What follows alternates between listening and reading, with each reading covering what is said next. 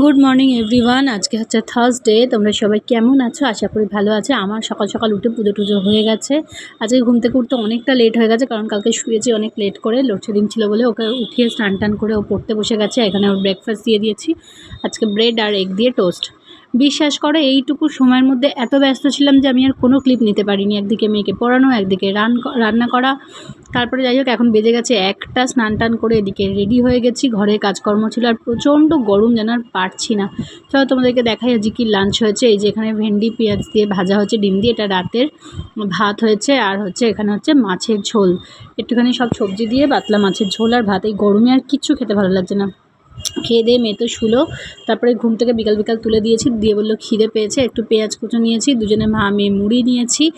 আর এখানে দেখো একটু আলু চচ্চড়ি করেছি, ঝোল ঝোল করে। সোনামার ঝাল লাগছে, তাও সোনামার ঝাল ঝাল আলু চচ্চড়ি দিয়ে মুড়ি খেয়েছে, বলছে বা মামা ভালো হয়েছে। তারপরে আবার ওকে একটুখানি পড়ালাম, পড়িয়ে টড়িয়ে উঠে এখানে আটা মেখে নিচ্ছি।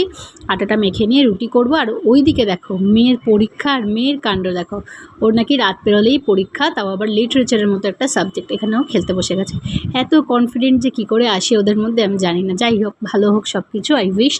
এদিকে দেখো রুটি খাওয়া শুরু করে দিয়েছি। আর ভেন্ডি ভাজা তো সকালেই করেছিলাম, ভেন্ডি পেঁয়াজ আর আলু ডিম দিয়ে। তো সেটা করলাম। মিস্টার দাস ভাত খাচ্ছে। সোনামা বলছে চলো আজকে তোমাদেরকে এখানে খেলতে খেলতেই গুড নাইট বলে দিচ্ছি। সত্যি প্রচণ্ড গরম লাগছে আর ঘামছি দেখো কীরকম। আজকের মতো ব্লগটা এখানে ছোট্ট করে শেষ করলাম। সবাই